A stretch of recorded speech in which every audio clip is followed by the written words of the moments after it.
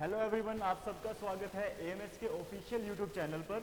मैं मानव आज आपको कराने जा रहा हूं करंट अफेयर्स जो कि बेनिफिशियल रहने वाले हैं आपके एनडीए, सीडीएस और सभी कॉम्पिटिटिव एग्जाम्स के लिए। ठीक है, तो शुरू करते हैं अपने फर्स्ट क्वेश्चन से।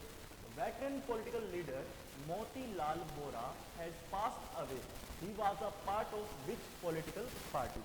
जो मोतीलाल वोरा जी थे वो कौन सी पॉलिटिकल पार्टी से बिलोंग करते थे? तो फर्स्ट ऑप्शन है अपना Congress, BJP, TMC and SP. तो right answer will be Indian National Congress, AINC। Second question will B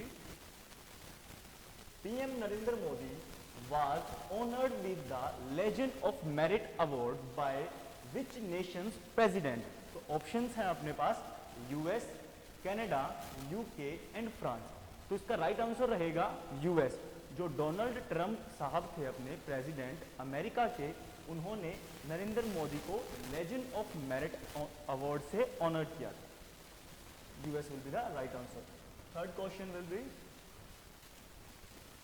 a new mutated COVID-19 vaccine variant has been discovered in which nation? तो ऑप्शंस अपने पास UK, France, South Korea and Canada. तो right answer will be UK. UK में इसका एक कोविड-19 का नया variant आया है, ठीक है, जिसके ऊपर वो काम कर रहे हैं, अभी उसकी वैक्सीन बना रहे हैं। उसको लड़ने के लिए अपने पूरा एक उन्होंने इंफ्रास्ट्रक्चर तैयार कर लिया है।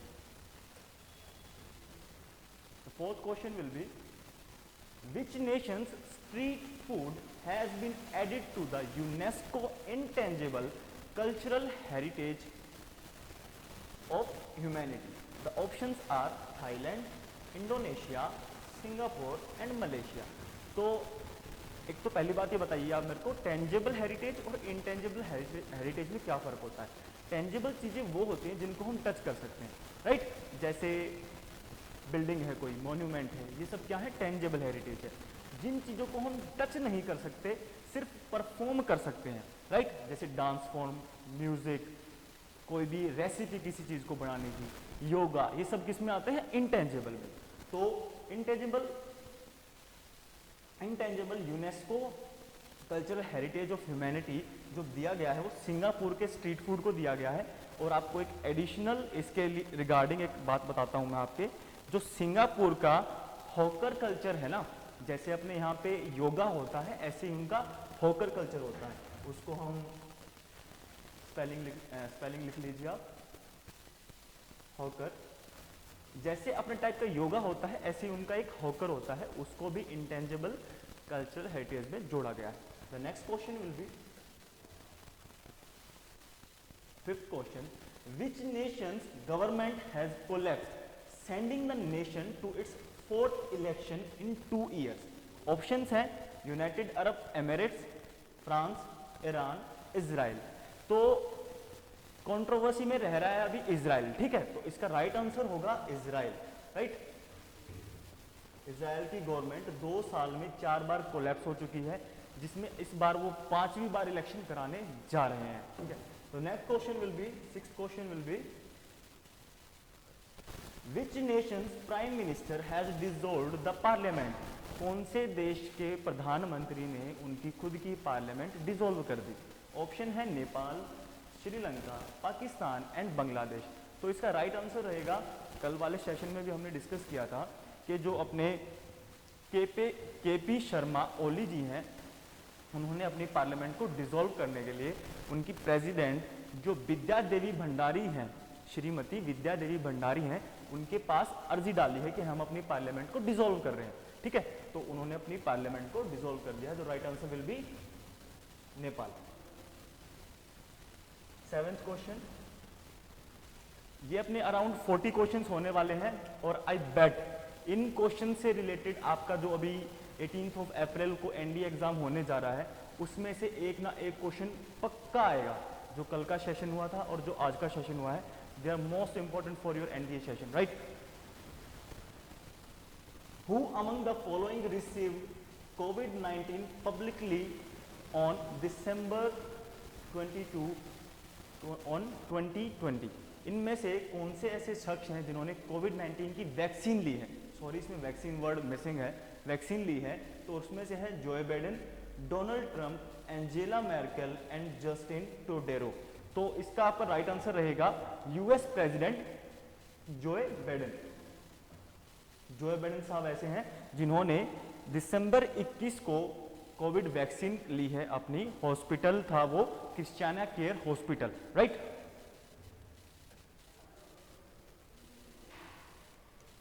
How many Ramsar sites are situated in India? Total Bharat में कितनी रामसर साइट्स हैं? रामसर साइट्स होती हैं, वेटलैंड साइट्स होती है ना जो, उनको बोला जाता है रामसर साइट्स, ठीक है।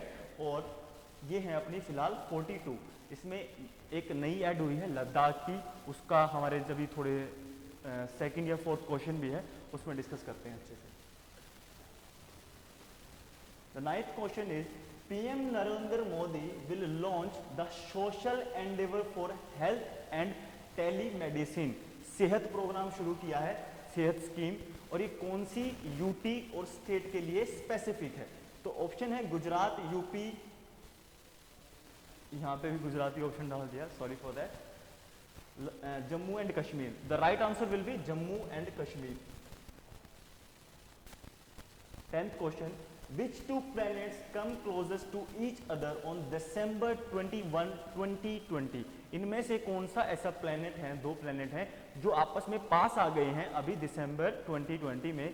और एक बात बता दूं, ये इससे पहले 1628 में पास आए थे और ये नेक्स्ट टाइम 2018 में पास आएंगे।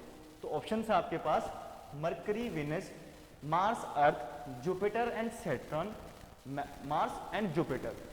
तो right answer will be C, Jupiter and Saturn ऐसे प्लेनेट हैं जो पास आए थे। ये लास्ट टाइम 1628 में पास आए थे, इतना क्लोज आए थे अपने, और अब ये 2018 में इतना क्लोज आएंगे।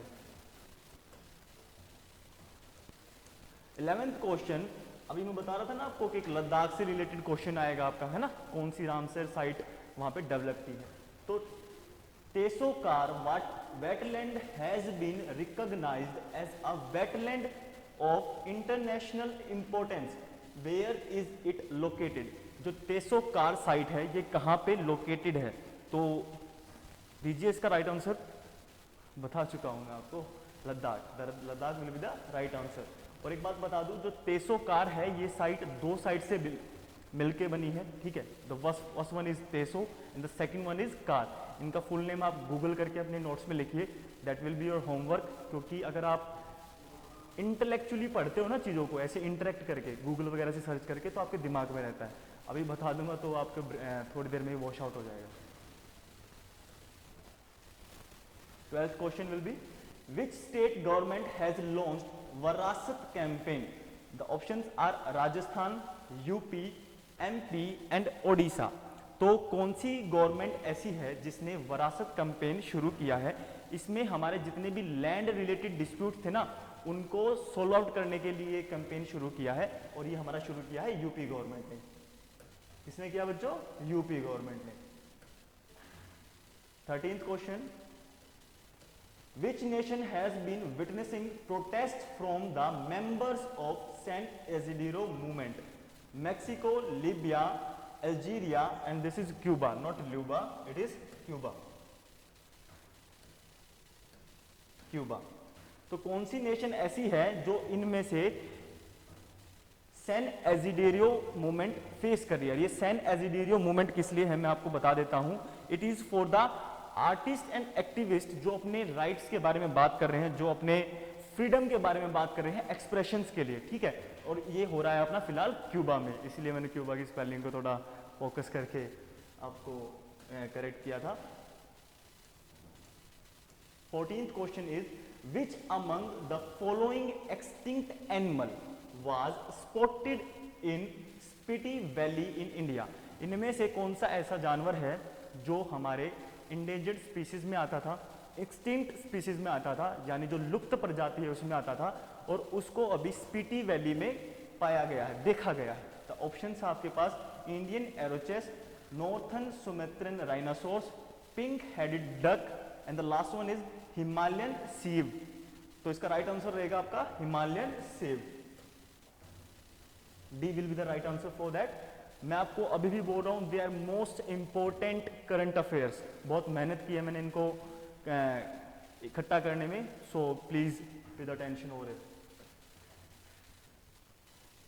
15th question is India has been ranked at which position in the Human Development Index 2020? पहली बात तो ये ह्यूमन डेवलपमेंट इंडेक्स क्या होता है, आपको बात बताता हूं। एक होती है ग्रोथ, एक होती है डेवलपमेंट। ग्रोथ का मतलब होता है कि आपकी सिर्फ नंबर वाइज इंक्रीज हो रहा है, ठीक है। डेवलपमेंट का मतलब होता है आपका ओवरऑल डेवलपमेंट हो रहा है, राइट, आपके एजुकेशन में, आपकी हेल्थ में, आपके पैसे के मामले में। और जब भी हम ह्यूमन डेवलपमेंट इंडेक्स की बात करते हैं तो ये अपना लेके चलता है 3 पैरामीटर्स को। वो 3 पैरामीटर्स कौन से होते हैं ह्यूमन डेवलपमेंट इंडेक्स के? The first one is health, second one is living standard, and the last one is education, ठीक है। और ये 189 कंट्रीज पे सर्वे करता है, इन 3 पैरामीटर्स को लेके चलता है, और इसमें इंडिया की रैंक हुई है 131। 189 कंट्रीज में से इंडिया स्टैंड करता है 131 पर। Which state has brought into force a land grabbing prohibition act? पहली बात तो लैंड ग्रैबिंग प्रोहिबिशन एक्ट है क्या? आपने सुना होगा ना, माफिया टाइप लोग होते हैं, वो सरकारी जमीन पे कब्जा कर लेते हैं, आम जनता की जो ज़मीन होती है उस पर कब्जा कर लेते हैं, आपके जो टेम्पल्स वगैरह होते हैं, मंदिर वगैरह होते हैं, उनकी ज़मीन पर कब्जा कर लेते हैं, अपना उस पर घर वगैरह बना लेते हैं। तो उसके अगेंस्ट एक्ट लेके आई है कौन सा अपने देश की स्टेट? तो ऑप्शंस हैं एमपी, महाराष्ट्र, राजस्थान एंड गुजरात। तो right answer will be for that Gujarat. Gujarat है ऐसी स्टेट जो ऐसे लैंड ग्रैबिंग प्रोहिबिशन एक्ट को लेके आई है। It a good initiate for that, जो गूंस के अगेंस्ट कोई काम करना चाहता है। तो who will be the chief guest, मतलब अपने जो रिपब्लिक डे परेड हुई थी अभी 26 और 26 जनवरी 2021 में होने वाली है, उसमें किसको हमने इनवाइट किया है एज अ चीफ गेस्ट? तो the right answer will B Boris Johnson. Boris Johnson अपने यूके के प्राइम मिनिस्टर हैं अभी फिलहाल में, उनको हमने इनवाइट किया है और उन्होंने हमारा जो इनविटेशन है वो एक्सेप्ट भी कर लिया, और वो हमारी परेड में आए भी थे और आके वापस चले भी गए, ठीक है। 18th question, which nation will be hosting ICC women's world cup 2022?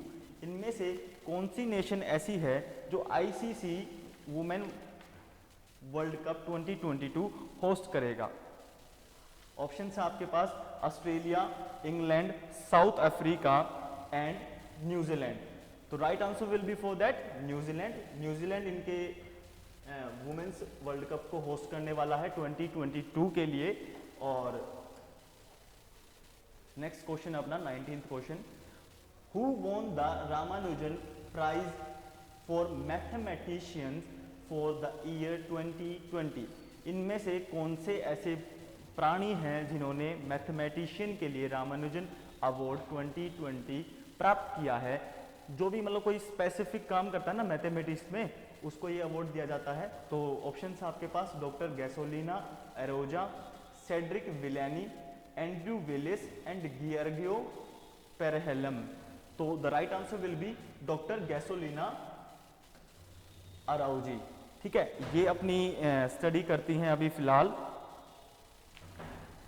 Rio they Janeiro country में, वहाँ पे ये pure and applied mathematics university में पढ़ रही हैं, और वहाँ पे इन्होंने कुछ अपने इस मैथमेटिक्स में स्पेसिफिक काम किया था जिसके लिए इनको ये अवार्ड दिया गया। 20th question is which nation will host, it is not lost, it is host,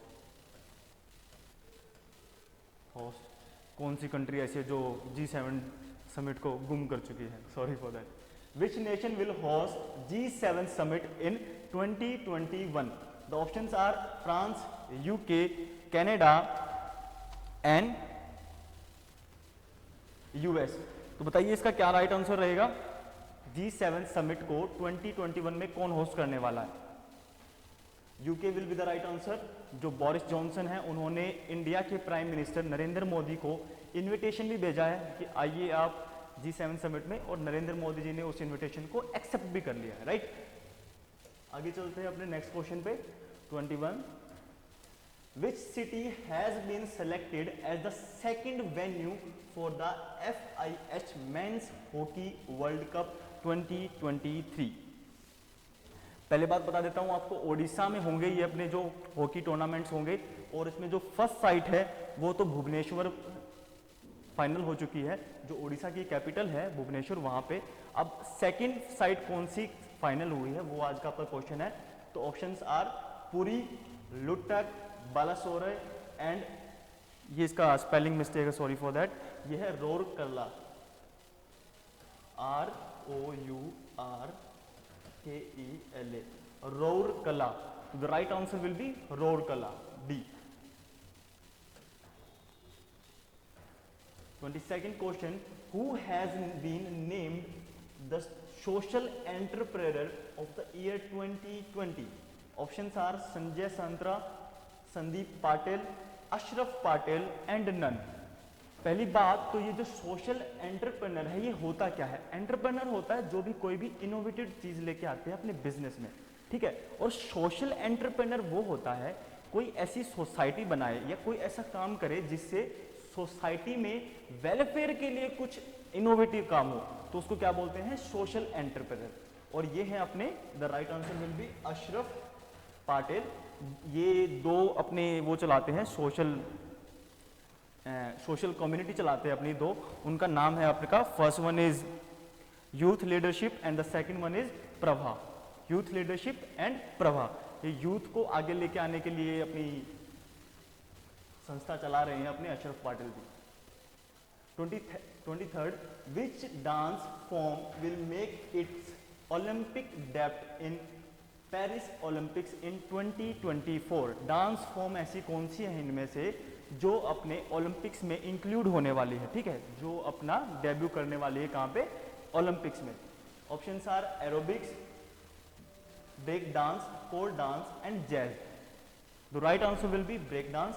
और आपको बता दूं मैं, ब्रेक डांस को ब्रेकिंग भी बोला जाता है, और इससे पहले जो ये एक यूथ ओलंपिक्स हुए थे अपने एरियस में 2 साल पहले, वहाँ पे ये already as a trial base पे ब्रेक डांस को हमने इंट्रोड्यूस किया था यूथ ओलंपिक्स में, और अब इनको 2024 पेरिस में भी as a new sport introduce किया जाएगा। 24th question is, who was the top trending personality in India in the year 2020? Options are Arnab Goswami, Amitabh Bachchan, Kanika Kapoor and Joe Biden. बताइए इसका आंसर, तो आप खुद गूगल पे सर्च करते होंगे, राइट। तो the right answer will B Joe Biden, जिन्होंने इसको टॉप किया है। जो बाइडेन के बाद सेकंड नंबर पे थे अपने अर्नब गोस्वामी। अर्नब गोस्वामी जो आपने देखा होगा ना, न्यूज चैनल के एक एंकर हैं, वो हैं। The third one is Kanika Kapoor, followed by Amitabh Bachchan, right.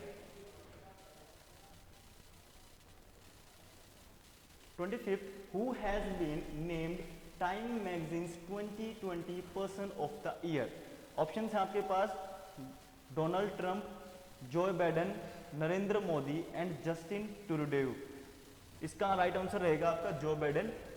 Reason being, ये जब अपना इलेक्शन लड़ा है यूएस प्रेसिडेंट का, और यूएस प्रेसिडेंट का इलेक्शन एक अपने आप में बहुत बड़ी न्यूज़ बन जाता है, क्योंकि यूएस एक सुप्रीम पावर चल रहा है आज के दिन, राइट। तो उसके जो हेड होगा वो देश के लिए क्या, दुनिया के लिए इंपॉर्टेंट होगा, और हमारे देश के लिए भी इंपॉर्टेंट होगा।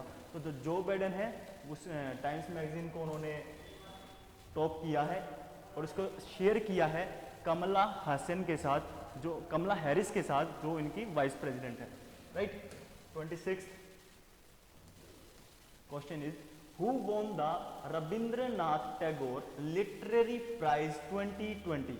ऑप्शन है आपके पास Amitabh Ghosh, Sachin Kundalkar, Nirmala Govindarajan and the last one is Rajkamal Jha. इसका राइट आंसर रहेगा आपका राजकमल झा, ठीक है। द नेक्स्ट क्वेश्चन इज, ये लिटरेरी वर्क के लिए दिया जाता है, और इनकी बुक का नाम था the sky and the shine, ठीक है, उसके लिए इनको ये अवार्ड मिला है। 27th पे चलते हैं। What is the new height of mount Everest? Mount Everest क्या आपको पता है क्या है? What is mount Everest? Fold mountain है, और फोल्ड माउंटेन जब भी नीचे से प्रेशर एग्जीगेट करता है ना उसके अंदर, वोल्केनोज जो होते हैं वो प्रेशर उसको डालते हैं तो उसकी हाइट बढ़ती रहती है टाइम टू टाइम। जब हाइट बढ़ती है तो उसकी ऑब्वियसली हाइट बढ़ेगी तो उसको मेजर भी करेंगे, है ना, जिस कंट्री में वो होगा। तो माउंट एवरेस्ट की जो न्यू हाइट है, पहली बात तो उसको कंबाइनली 2 कंट्रीज ने एक्सप्लेन किया है कि हाँ इसकी हाइट बढ़ी है। First one is China and the second one is Nepal, जिस कंट्री में है माउंट एवरेस्ट, और इसकी अभी बढ़ के हाइट हो गई है 8848.86 मीटर। पहले थी इसकी कितनी 88.48, अब इसकी 88.86 मीटर इंक्रीज हो चुकी है, right. 28 question, who has become the first Indian to win a formula 2 race? Formula 2 race कौन सी होती है? वो आपने देखा, वो छोटी छोटी गाड़ी होती है वैसे जू जू जू करके चलाते हैं, ठीक है, वो होती है फॉर्मूला 2 रेस। और इसमें से कौन सा ऐसा पहला भारतीय है जिसने उस रेस को जीता है? ऑप्शन है आपके पास, Arun Maini, Mahavir Rajnithan, Aditya Patil and the last one is Jehan Daruwalla. Obviously जेहन दारूवाला दारू पी के चला रहा था, जीत गया रेस को, ठीक है, इसको याद रख लेना आप। तरीका है ये, दारू पी के गाड़ी अच्छी चलाता है इंसान, भारत का ये रूल है। वो होता है ना, आज तेरा गाड़ी तेरा भाई चला होगा दारू पी का, तो भाई दारू वाला जीत गया, right. 29, what was India's top most search word on Google in 2020? तो 2020 में कौन सा ऐसा इनमें से शब्द था जो गूगल पे सबसे ज्यादा सर्च किया गया था 2020 में? तो ऑप्शन है कोरोना वायरस, आईपीएल यानी इंडियन प्रीमियम लीग, जो अपनी क्रिकेट लीग चलती है, right, US elections result, Bihar election results. तो इसमें एक एलिमिनेशन मेथड लगा हुआ, बिहार इलेक्शन रिजल्ट तो होगा ही नहीं क्योंकि पूरा देश उसको सर्च नहीं करेगा, ठीक है। यूएस इलेक्शन रिजल्ट इतना इंपॉर्टेंट नहीं था, तो आप कंफ्यूज हो सकते हो कोरोना वायरस में और आईपीएल में, और अपना देश क्रिकेट को भगवान मानता है, ठीक है। तो क्या हो जाएगा इसका राइट आंसर? आईपीएल।